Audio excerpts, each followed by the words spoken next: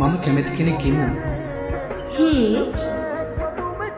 අතාරින්නයි හදන්නේ. ඇයි යාට කිව්වේ නැද්ද? නෑනේ. කියන්නේවත් නැතුව අතාරිනවද?